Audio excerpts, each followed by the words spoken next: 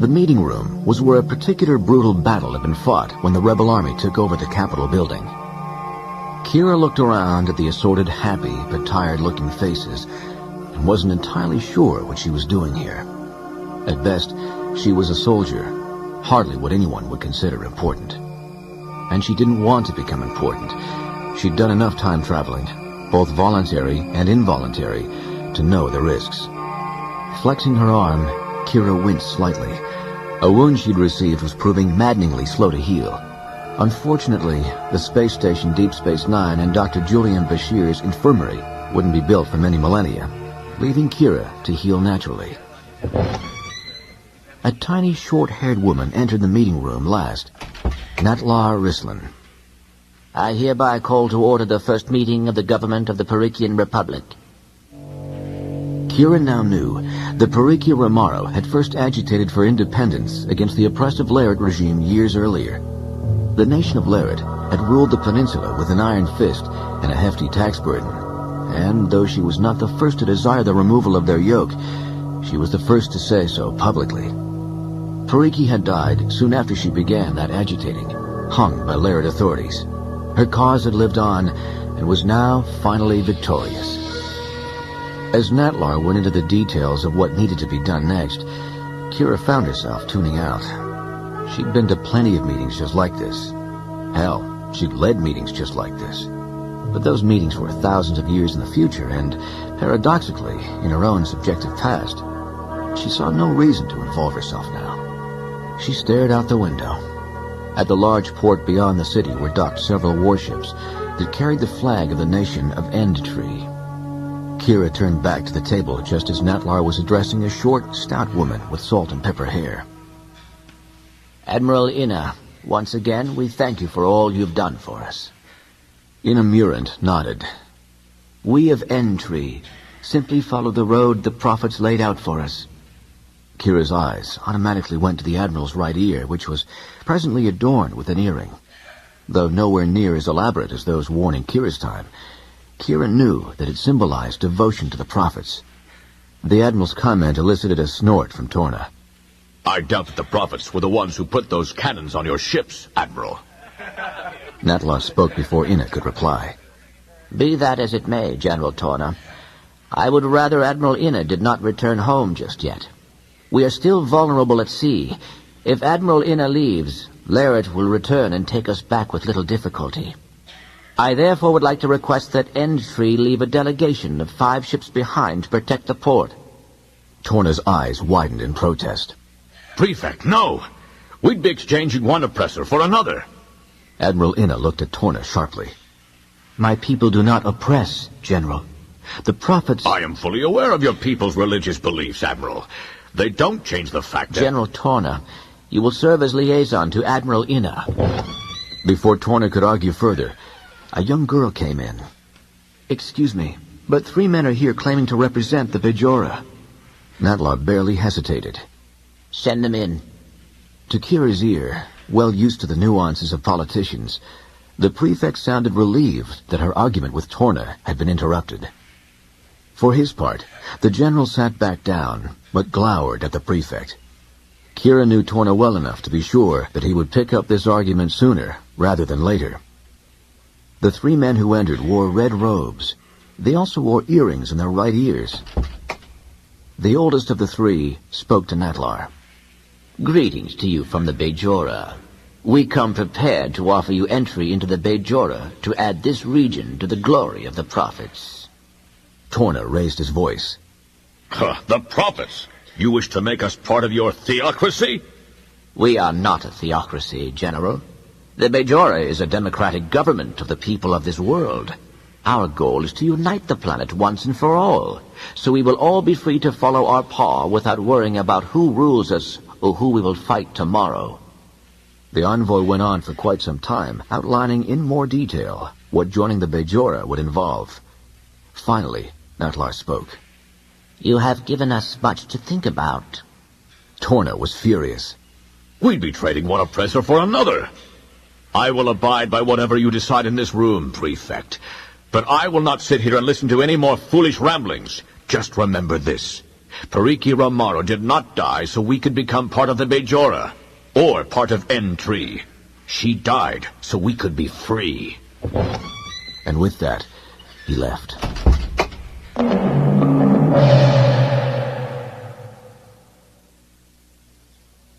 Two hours later, Kira found Torna in his quarters. You want the good news or the bad news? Torna didn't even look at her. I find it impossible to believe that there is good news. Well, there is. Natlar rejected the Bajoran offer. But now the bad news. The Prefect wants you to relocate to the port and set up your office there to serve as liaison to Admiral Inna and the N3 fleet. After your performance today, I think she wants to keep you far away from the Capitol building. Torna nodded bitterly. Yes, to keep my voice from being heard. Kira smiled. And Toso, even from the port, your voice is going to be heard. If I'm to be exiled, Ashla, I want you by my side, to guard my back and to keep me from making a complete ass of myself. Kira hesitated. Can I think about it? Of course. Let me know tomorrow. It will take me that long to pack up my own belongings and inform Lyra and the boys that we'll be moving.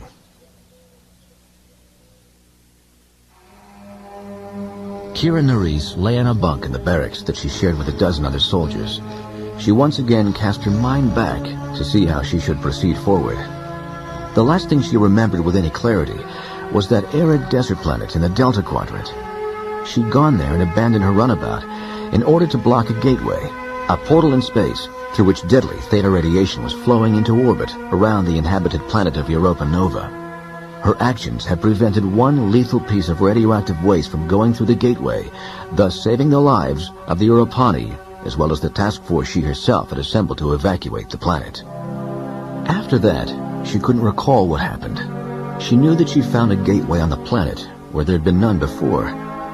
She knew that the theta radiation on the planet had grown to fatal levels, and she knew that she was now many thousands of years in the past on her home planet of Bajor, fighting in a rebellion that the history of her time had long forgotten. All she was sure of was that she no longer had the radiation sickness she'd been afflicted with, and the prophets had something to do with her sojourn to the past. Maybe. The gateways weren't built by the prophets, after all, but the Iconians. In fact, there weren't any gateways within 10 light-years of the Celestial Temple. Based on the report she'd read en route to Europa Nova, the gateways had not only come in all shapes and sizes, but all types. Some even seemed to work interdimensionally. So it was quite possible that the Iconians could move through time as well. She lay awake on her pallet, listening to the sounds of the other slumbering soldiers. If the prophets did send her here, and she felt at the core of her paw that they were involved somehow, then they did so for a reason. She resolved to accept Torna's offer first thing in the morning.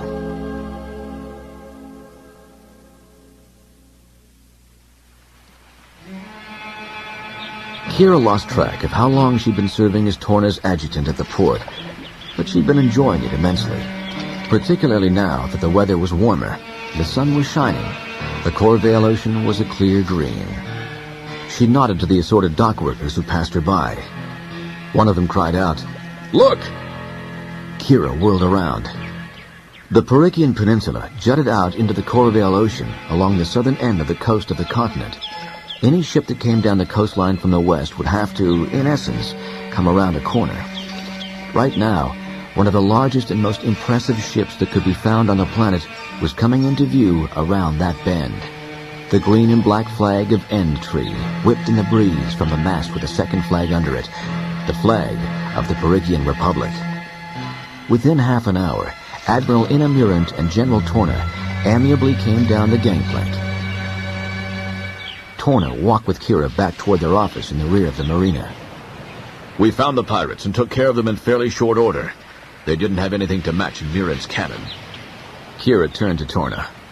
It wasn't that long ago that the only way you referred to her was as the Admiral, or that damned woman. To Kira's shock, Torna actually blushed. I suppose so. But she was efficient yet merciful with the pirates.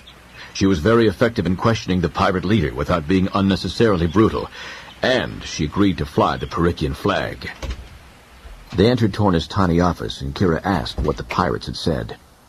Actually, the most interesting intelligence we received wasn't from the pirates, but from their slaves. Many of the most recent conscriptions they picked up were refugees from a disaster in the fire caves. Some of the slaves claimed there was some kind of blue fire when the caves collapsed, but I don't put much stock in that. Kira now knew exactly what had happened and precisely when she was. Some 30,000 years before she was born, the prophets banished the Pirates to the fire caves, sealing them in there forever. Only a few months ago, or rather 30,000 years from now, the emissary of the prophets, Captain Benjamin Sisko, went to the fire caves to prevent the Pirates from being freed, and was never seen again, leaving Kira in charge of Deep Space Nine. Torna continued speaking. With the pirates gone, we'll need to work on expanding the marina to be able to accommodate more ships. Kira frowned. We're going to need more ships to hold off the pirates, and the Laird Navy. Torna snorted. Huh. The Laird Navy's barely worth giving a title. Kira shook her head. Don't be so sure of that. We just got another report from Maliki. Maliki was one of the spies that the Parikian Free Army had observing the goings-on in Laird. But Torna ignored her and went on at some length, describing how Inna had stopped the pirates. Kira was just glad that Torna and Inna were getting along. She had a feeling that that would be vital in the long run.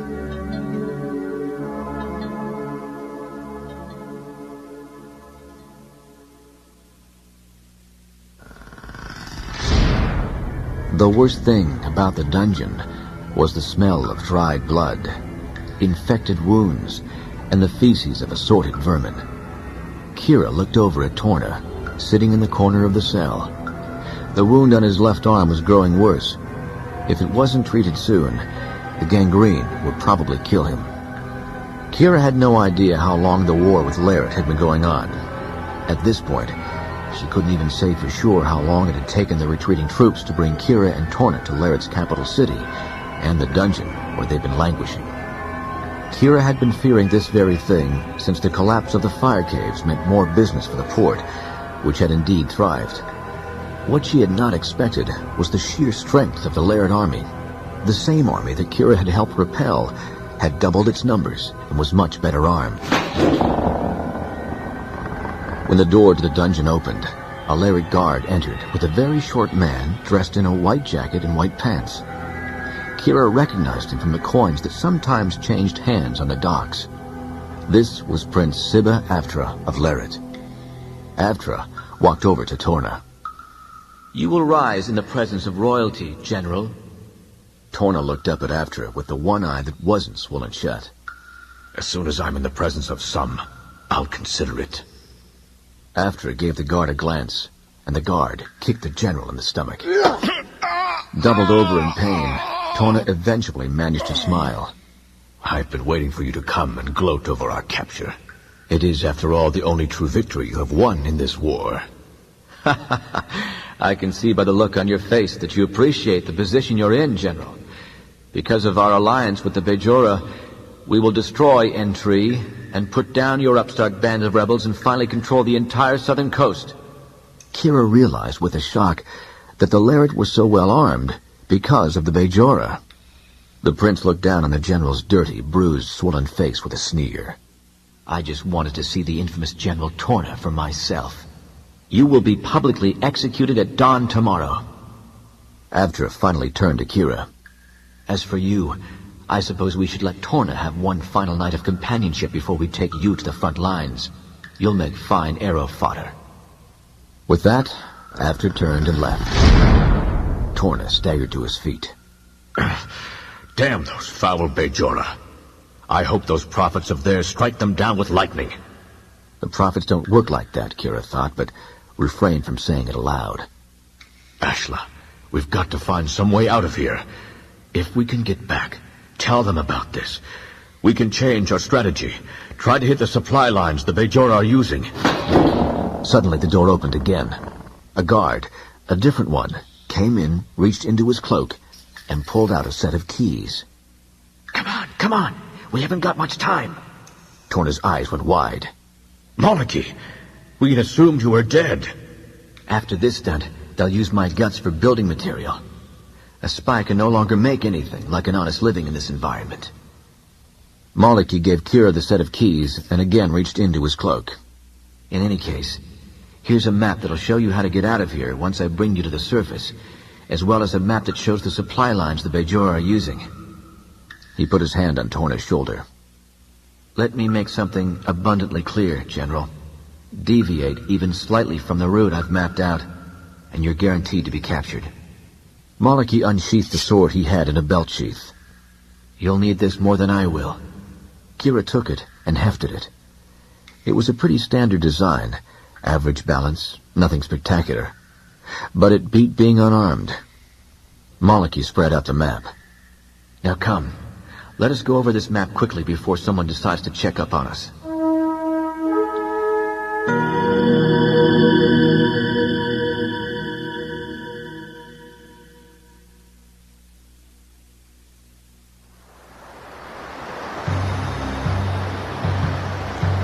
In over 33 years of life, Kira Nerys had been sure many times that she was going to die. She'd been glad to have been wrong each time, but now she was starting to wish she would die. First, they'd spent 2 days navigating through a swamp. Then they'd gotten to the mountains. Torna had been fading in and out for quite some time. When he collapsed on the snow-covered ground, he clenched his jaw. Keep forgetting that the arm doesn't really work. Ashla, I need you to cut the damn thing off. Look, Torna, I'm not a surgeon, and if I cut your arm off now, you'll bleed to death. The general smiled grimly. I suppose this means I'll just have to make it back to Perikia then. If we do not, Perikia will be lost. But half an hour later, Kira collapsed face first into the snow.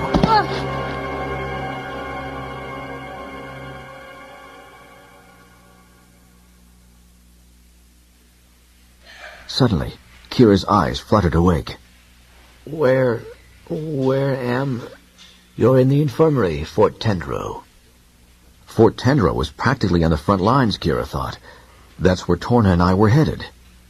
She looked up to see a pleasant, round face. I'm Dr. Maldik. Kira tried to rise from her cot. What about Torna? We were in the mountains and... Maldik smiled. Yes, you two almost died there. General Torna has already gone back to the capital. You and he had been declared dead by the Lariat, you see. They claimed to have executed you. It therefore came as something of a surprise to see him stumbling into the fort carrying you on his right shoulder. In any case, he left immediately to pass on some news or other about the Lariat, and also to let his wife and children know he was alive. Kira spent what felt like an eternity on that cot. As time went on, news came from the front lines and from the capital. With the help of N-Tree, the Perikians won, and soon she found herself transported by ship back to the Perikian port. Kira had never traveled much by sea. Her initial assumption that it would be much like flying in an atmospheric craft turned out to be optimistic. She managed not to throw up, but that only through a supreme effort of will. When they came around the bend into sight of the port, she had other reasons for being ill. The port was on fire. There were no obvious piers available for docking. Half of them were damaged beyond usefulness, and the rest were occupied. The marina itself was a mass of chaotic activity, with small fires being put out and people coughing from the smoke. Someone noticed them eventually, though, as a small rowboat approached the spot. Kira recognized its occupant as the assistant dockmaster, Huron. As he pulled up alongside the ship, he sighted Kira. Good to have you back, ma'am. You should know that General Torna is in his office. You might want to see him.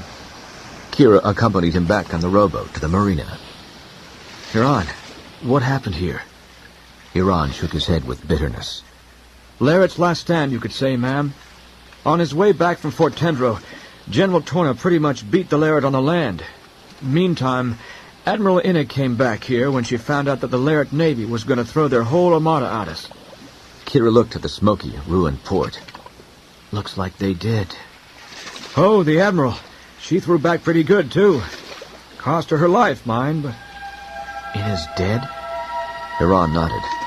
And I guess you didn't hear that Prefect Natlar was killed, too. See, same time the Laird Navy did their last stand here, the Laird Army did likewise in the capital. We beat 'em back mighty good, truth be told, but not without a cost, if you know what I mean.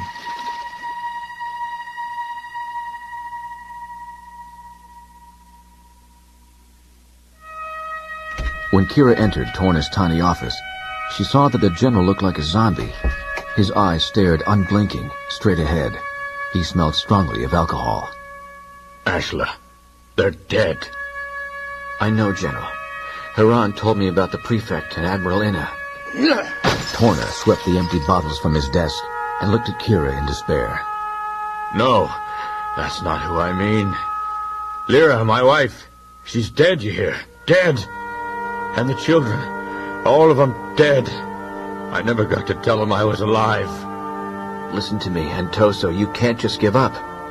Why not? Haven't I done enough? No, you haven't. Perikia needs you. They need the man who beat back the Laird army. Snarling, Kira got up and went to the other side of the desk. She grabbed Torna by the shirt. Get up! She led him, muttering and stumbling the entire way, outside. She propped him up on one of the wooden railings that separated the small office building area from the main marina, and pointed. You see that? I don't see anything but... Losing all patience, Kira screamed at him. The bodies! Look at the bodies! Those people died fighting for Perikia. So did Natlar, so did Inna, and so did your wife Lyra. You have no right to give up now, because if you do, Laird has won. Without you, Laird or the Bajora will be able to come right in and take over. Torna stared straight ahead for several minutes. Then he turned back to Kira. His eyes were filled with sadness. I'm sorry. As she stared at the pathetic, drunken figure of Torna and Toso, standing in the midst of the wreckage of the port, Kira at once realized that she made the right and the wrong choice in stepping through the gateway when she did. Whether or not Torna decides to drink himself into oblivion or takes charge of the Perikian government doesn't matter. Kira walked away then. Away from Torna and Toso. Away from the port.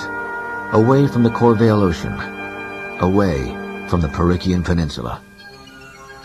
Or, more accurately, she went under it to the fire caves.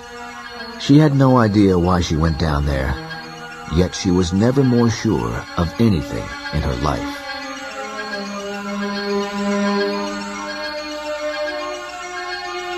Despite the fact that the Denorios Belt's tachyon eddies prevented any gateways from being constructed within 10 light-years of Bajor, Kira was not surprised by the fact that an active gateway was present in the caves. She felt supremely confident as she stepped through it, ready to face what lay beyond. Kira Nerys stared at the galaxy. She had seen computer models of what the galaxy would look like from outside it, but it did not prepare her for the sight before her now. The entire galaxy was laid out before her. She stood in a small chamber, about 8 meters in diameter. In the center of the room was a console with a design that looked Iconian. But that wasn't what really interested her about the chamber. Except for one small portion that contained an entryway, the great dome that rose up from the floor was completely transparent and looked out onto space.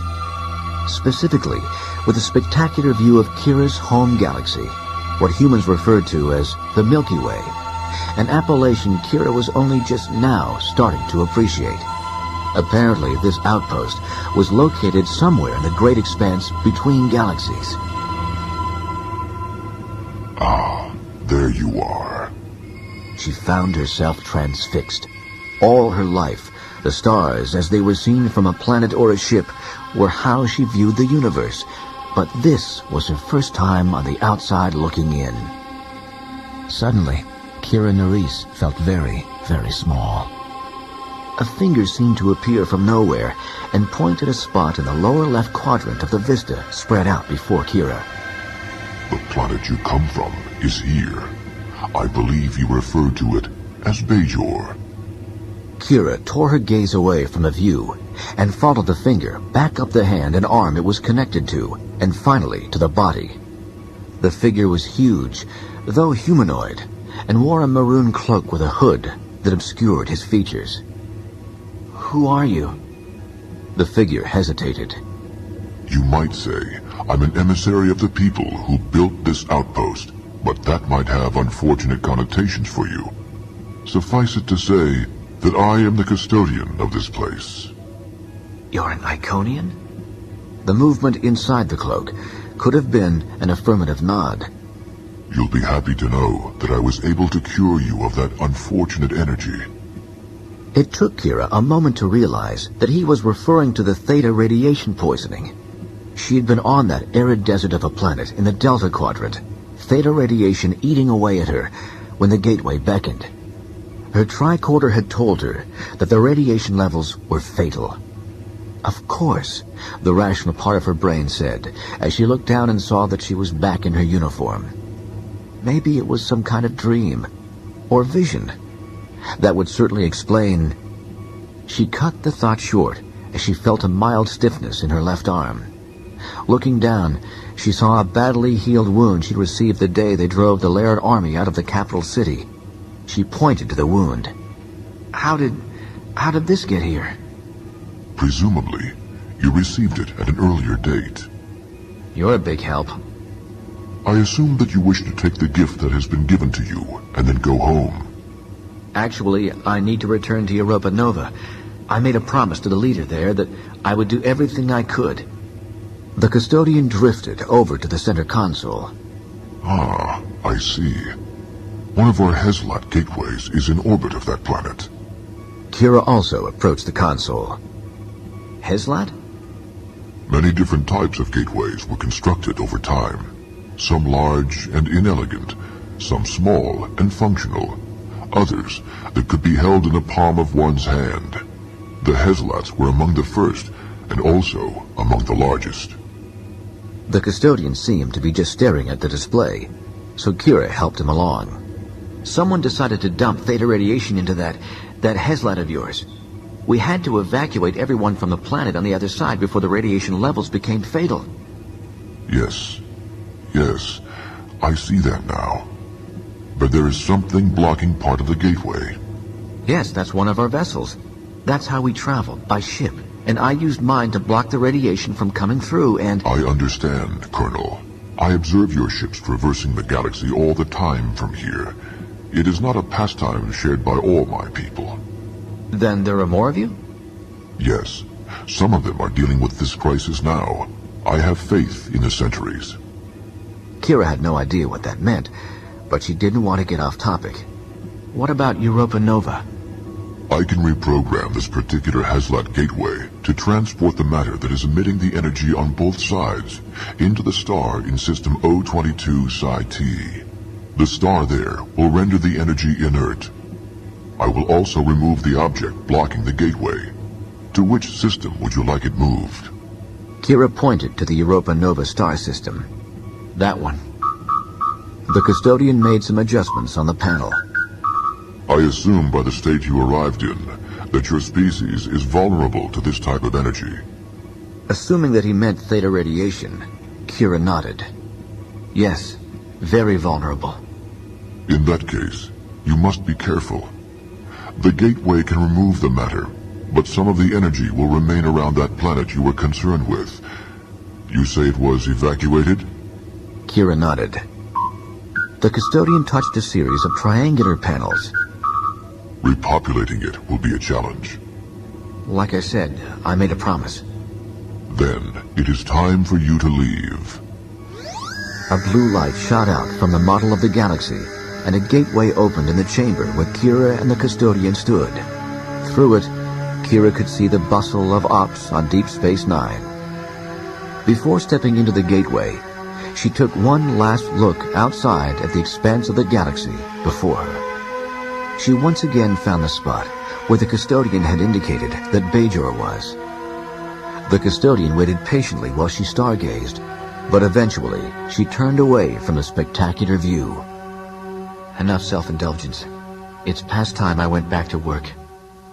As she approached the gateway, the custodian turned to her. One of the things that doomed the Iconian Empire, Colonel, was that the gateway technology meant that we could no longer travel. We lost sight of the journey in our desire to achieve our destination. Do not make that mistake. Kira smiled at the cloaked figure. I won't. And thank you. Then she stepped through the gateway, knowing full well what lay beyond.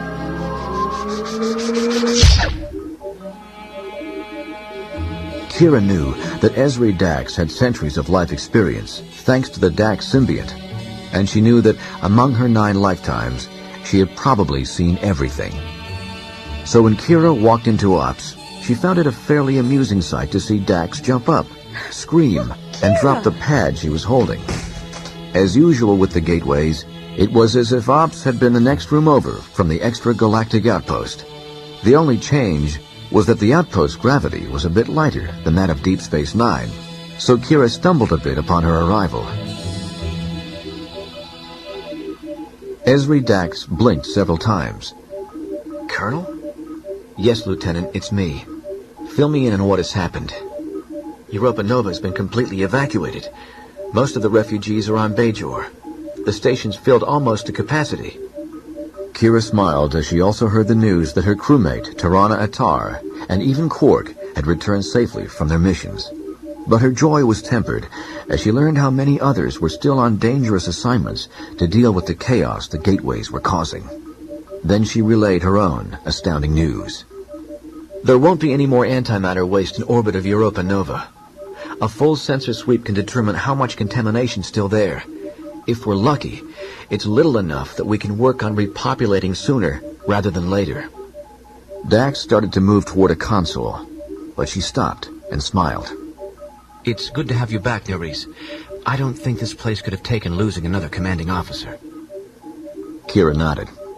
Good to be back, Esri. And don't worry, I'm not going anywhere. I've still got too much work to do.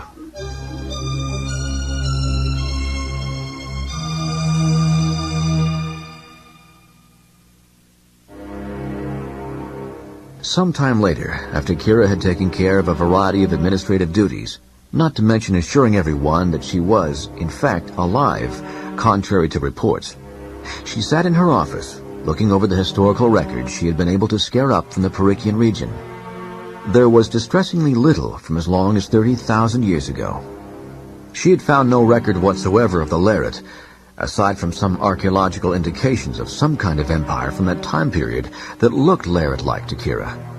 The name of Torna and Toso did come up in several texts, as did that of others with that family name.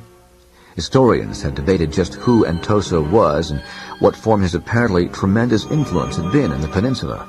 But given the number of landmarks and streets and such that had been named for him or other members of the Torna family, it was obvious to Kira that he had taken her advice. Assuming I was ever really there, she thought, as she rubbed her left arm, which still had the scar. Shutting down the computer terminal, Kira stared straight ahead for a moment, then picked up the baseball. Benjamin Sisko, the emissary, had always kept that baseball on his desk, the central element of a human sport that he had been inordinately fond of. The white spheroid with red stitching was a symbol of Sisko's presence. Even though the station was now hers to command, Kira had not been able to bring herself to remove the baseball. She wasn't sure why she had left it there. Now I know why.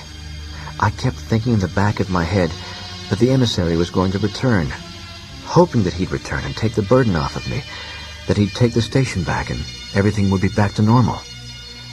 But that's not going to happen. This station is mine now. I've got responsibilities, just like Torna did.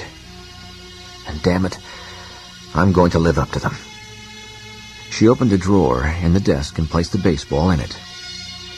I'll hold it for you, Benjamin, for when you come back. But I need this to be my office now. She got up and went back into Ops to continue down the road the prophets had laid out for her.